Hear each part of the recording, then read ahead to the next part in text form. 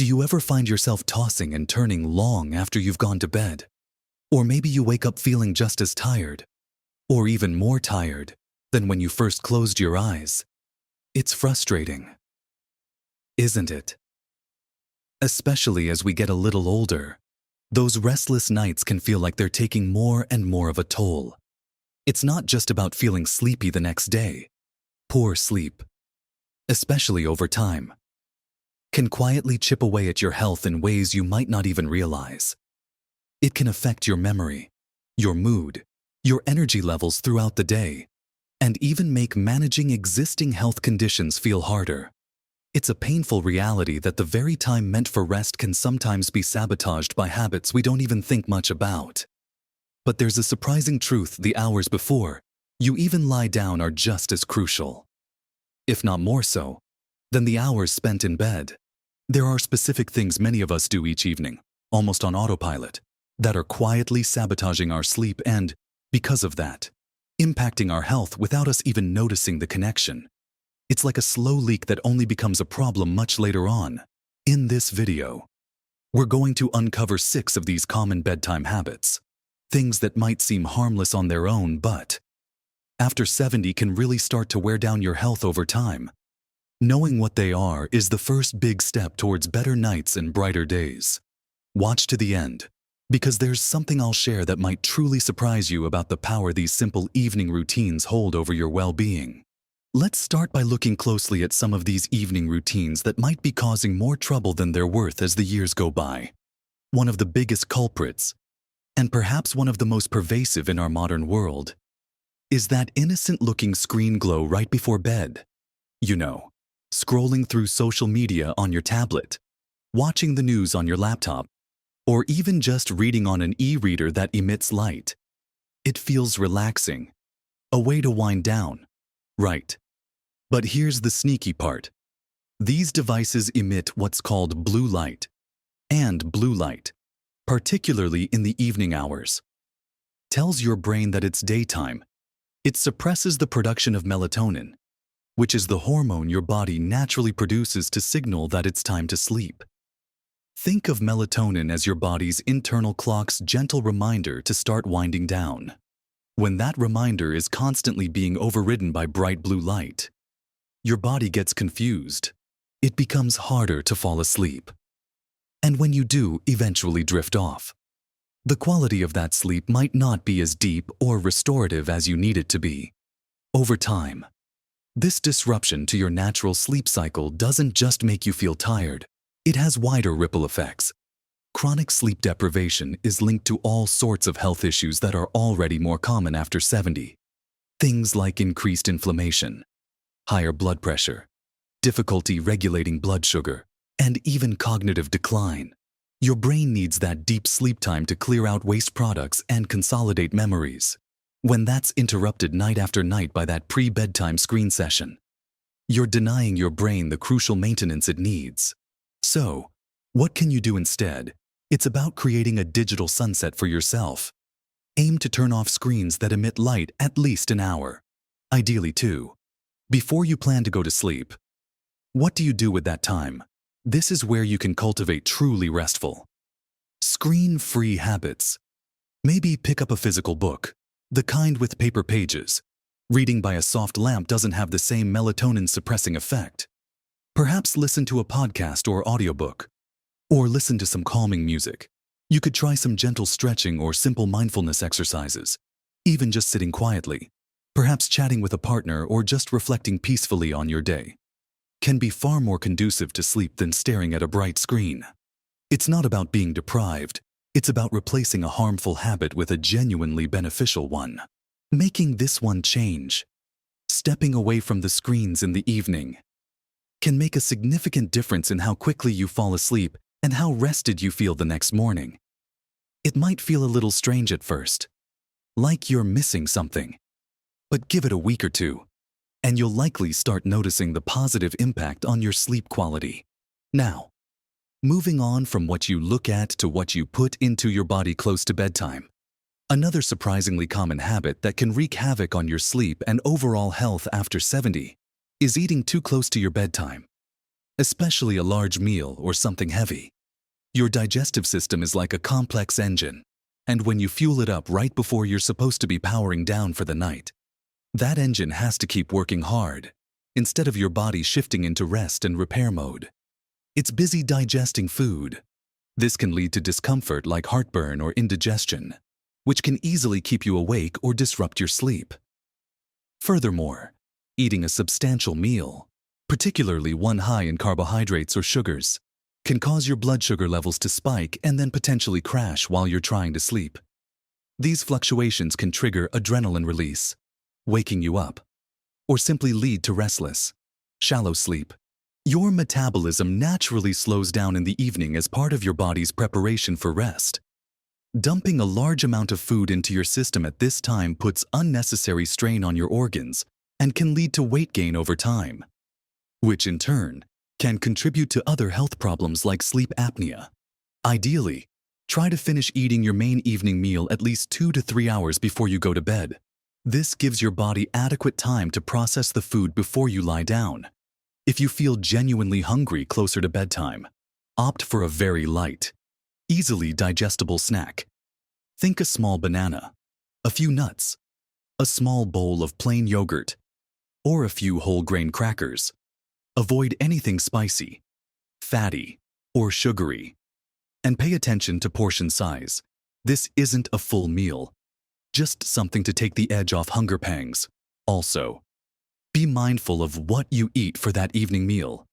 A heavy, rich meal will take much longer to digest than a lighter one. Prioritize easily digestible foods in the evening, focusing on vegetables and lean protein earlier in the day if you can. This isn't about rigid rules. It's about recognizing that your body's needs change as you age. And adjusting your eating schedule and choices in the evening can significantly improve your sleep quality and reduce discomfort that keeps you awake. It's about being kind to your digestive system and allowing your body to transition smoothly into its nighttime repair cycle. These two habits, the screen time and the late night eating, might seem small on their own. But when they happen regularly, they can quietly undermine your health while you're supposed to be resting. Now, let's move on to some other evening habits that can subtly chip away at your health. One significant one is what you choose to drink in the hours before bed. Beyond just water, we're talking about things like caffeine, alcohol, and even just too many fluids in general. Caffeine, as we all know, is a stimulant. While you might not feel jittery after your afternoon coffee or tea, caffeine has a long half-life, meaning it stays in your system for many hours. That cup you had at 4 p.m. could still be affecting your brain and keeping you from falling into deep sleep at 10 p.m. It might not prevent you from drifting off, but it can significantly reduce the quality and duration of your crucial deep sleep stages. So, try to cut off caffeinated beverages by early afternoon, ideally around 2 p.m. This includes coffee, black and green teas, and certain sodas. Alcohol is another tricky one. Many people think a glass of wine or a nightcap helps them relax and fall asleep. While alcohol might make you feel drowsy initially and help you drift off quicker, it severely disrupts your sleep architecture later in the night. As your body processes the alcohol, it causes fragmented sleep, often leading to waking up frequently in the second half of the night and preventing you from getting enough REM sleep, which is vital for cognitive function and emotional processing. The quality of sleep after alcohol consumption is simply not restorative. So, try to limit alcohol in the evenings, especially in the few hours before bed. If you choose to have a drink, have it with dinner, well before you plan to go to sleep. Beyond caffeine and alcohol, simply drinking too much of anything, even water, right before bed can be disruptive. As we age, our bladder capacity might decrease slightly, and the signaling between the brain and bladder can become more sensitive, waking up multiple times during the night to use the bathroom. A condition sometimes called nocturia is a major cause of fragmented sleep for older adults. While it's essential to stay hydrated throughout the day, try to front-load your fluid intake earlier in the day and reduce it in the couple of hours before bed. Sip water if you're thirsty, but avoid drinking large amounts in the evening. This simple adjustment can significantly reduce those disruptive nighttime trips to the bathroom, allowing for longer stretches of uninterrupted sleep. Another habit that undermines health is having an inconsistent bedtime and wake-up schedule. Our bodies thrive on routine, especially our circadian rhythm, which is our internal body clock. This clock regulates countless processes, including sleep and wakefulness. As we get older, this clock can become a bit more sensitive, going to bed at a different time each night, or sleeping in significantly on some mornings to catch up on sleep. Actually confuses your body clock. It's like constantly changing time zones. This irregularity makes it harder to fall asleep when you want to, harder to wake up feeling refreshed, and it disrupts the natural ebb and flow of hormones and other bodily functions regulated by your circadian rhythm. Consistency is key. Try to go to bed and wake up around the same time every day, even on weekends. This helps to reinforce your body's natural sleep-wake cycle, making it easier to fall asleep when you're supposed to and wake up feeling more alert and energized. Even if you have a poor night's sleep, try to stick to your regular wake-up time rather than sleeping in excessively, as this can make it even harder to get back on track the following night. It might feel counterintuitive when you're tired, but establishing and sticking to a consistent schedule is one of the most powerful things you can do for long-term sleep health. Next, let's consider the environment where you sleep. Your bedroom itself can be a source of subtle sleep disruption if it's not set up correctly. Think about light and noise, even small amounts of light, from a street lamp outside, a digital clock display, or light creeping under the door, can interfere with melatonin production and lighten your sleep. Similarly, noise, whether it's traffic, a ticking clock, or even your partner's snoring, can jolt you out of deeper sleep stages, creating a dark, quiet sanctuary is crucial. Use blackout curtains or blinds to eliminate external light. Cover up or turn away any light-emitting devices in the room. If noise is an issue, consider using earplugs or a white noise machine or app to create a consistent, soothing sound that can mask disruptive noises. Temperature is another critical factor. A bedroom that's too warm or too cold can make it difficult to fall asleep and stay asleep comfortably. Most sleep experts recommend a room temperature that's slightly cooler, somewhere between 60 and 67 degrees Fahrenheit, around 15–19 degrees Celsius, as being optimal for sleep. Experiment to find the temperature that feels most comfortable for you, using appropriate bedding and sleepwear. Making these simple adjustments to your bedroom environment creates a physical space that signals to your body that it's time for rest, removing external distractions that can silently sabotage your sleep quality night after night. Finally, perhaps one of the most pervasive and health-destroying bedtime habits after 70 isn't physical at all, but mental, bringing your worries, anxieties, and racing thoughts to bed with you. As we get older, there can be more things to worry about: health concerns, finances, family issues, dealing with loss or change. If you find yourself lying awake, replaying conversations, fretting about the future, or generally having a busy mind, this mental churning is actively preventing your brain from winding down into a state conducive to sleep. Stress and anxiety activate your body's fight-or-flight response, which is the exact opposite of the relaxed state needed for sleep.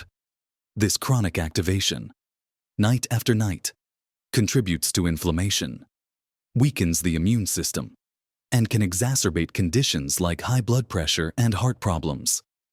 Your mind needs a transition time, just like your body.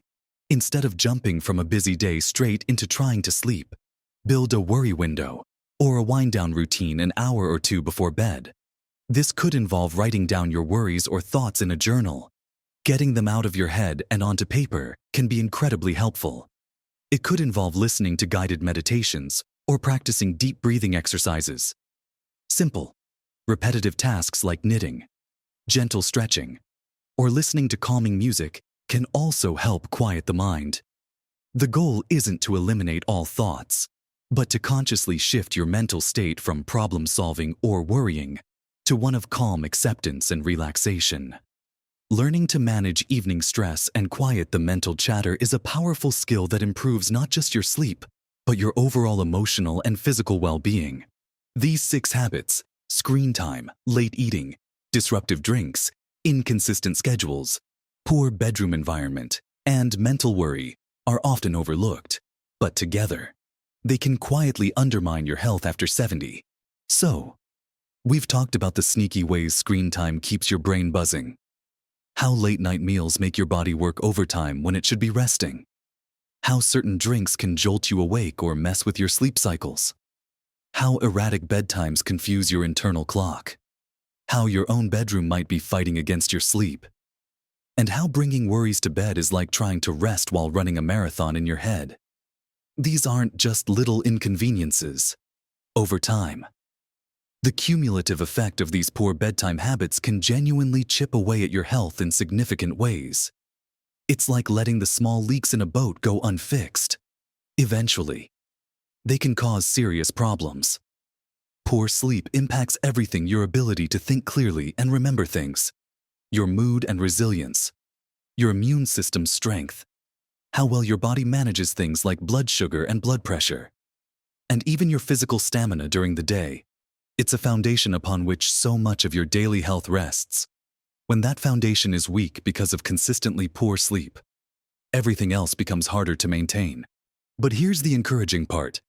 The thing that might surprise you: understanding why these habits are harmful is the first and most crucial step, and it puts the power back in your hands.